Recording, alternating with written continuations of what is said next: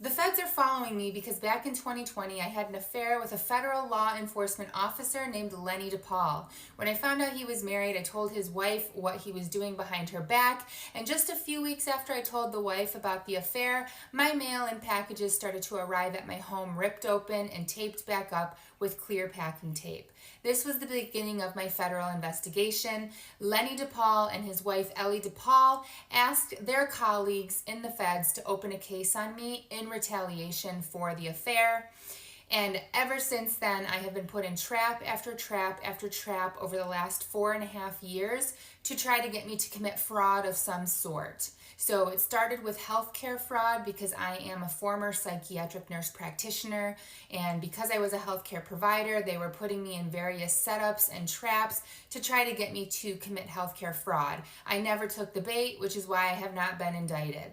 And then a couple years later, I developed a chronic condition that was disabling. So I went on my short-term disability insurance, and then now I am on long-term disability insurance. Ever since I went on disability, the feds have been sitting outside of my house conducting 24/7 surveillance on me to see if I will do something that's inconsistent with my disability claim so that they can say I'm committing insurance fraud and disability fraud. But they have been sitting out there for almost 2 years now and still don't have a case. They're still presenting confidential informants to me to try to get me to say the wrong thing or say that I have been doing something that my disability paperwork says that I'm not doing. And so now they're trying to trap me into committing insurance and disability fraud. But nothing that I do is a secret. Everything that I do is known by my doctors and my disability company. In order to commit disability fraud, you have to be deceiving someone about something. You have to be lying and deceitful.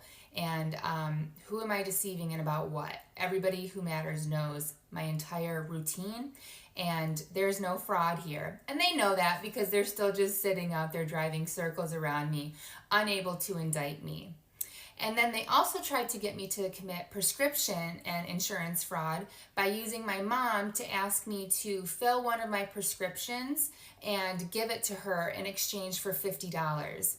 That would have been prescription fraud, and it also would have been insurance fraud. I did not take the bait for that either. So I have just been put in various traps and setups over the last few years trying to turn me into a fraud and into a criminal. They have been failing miserably at that. Because I am not a fraud, but they keep trying. I don't know when they're going to get it through their heads that they can put me in as many setups as they want. I will not do anything fraudulent because I am not a fraud. So stay tuned, listen to my story, and we'll see if they eventually go away or if I end up with an indictment.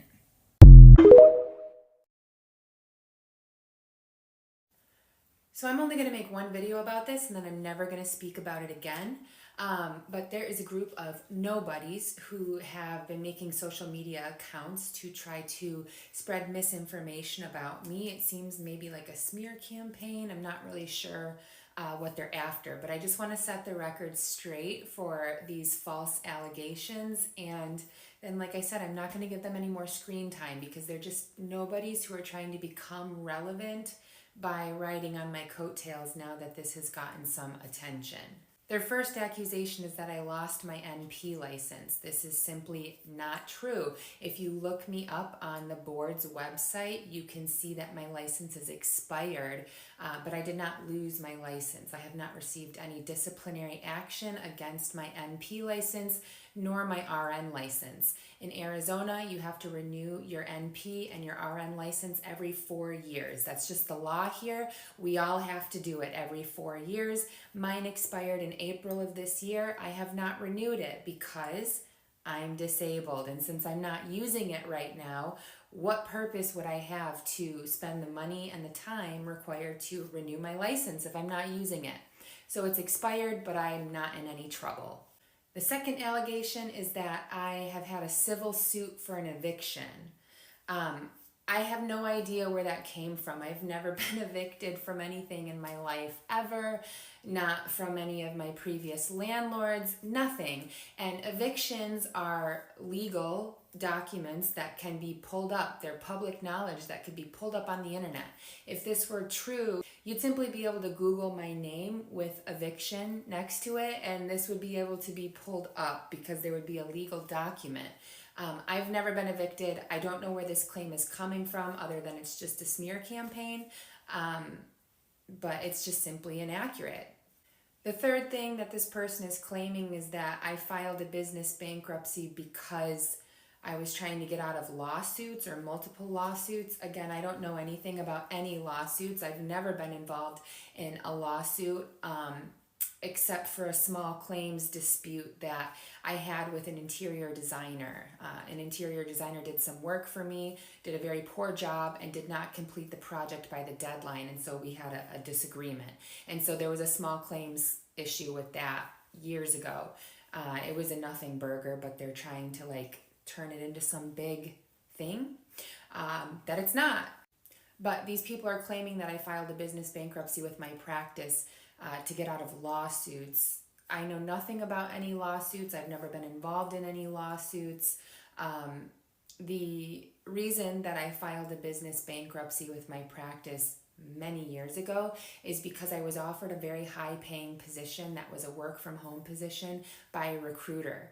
And this happened very abruptly. It was an amount that I could not turn down. This job offer was something I could not turn down. So I accepted the offer, and my intention was to try to keep my practice while simultaneously working this full-time work from home position that I accepted.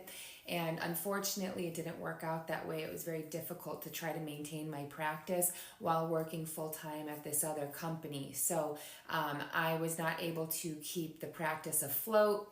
I was not taking enough new patients in to be able to meet the demands of my bills, like my commercial office lease, and I had some other contracts that I was in for an FDA approved ADHD test that I was offering to patients. This ADHD test was almost $1,000 a month that I had to pay in order to be able to administer it to my patients. And without being able to accept new patients, I was not able to generate enough income to keep paying $1,000 a month for this contract that I was in. So I filed a business bankruptcy because I accepted a higher paying position, and I was not able to keep the practice afloat any longer because of that new position. So I don't know really what they're trying to do. They're trying to make it seem like they have dirt on me, but it's just a bunch of misinformation. My license is not disciplined in any way. It's just expired because I'm not using it right now. I've never been evicted. You can try to Google this and find any legal documents you want. There will be none because it never happened. And I did not file a business bankruptcy to get out of lawsuits. I know nothing about any lawsuits. I've never been involved in any lawsuits. The reason I filed is because I accepted a very high paying position, and because I accepted this position, I was no longer able to keep the practice afloat.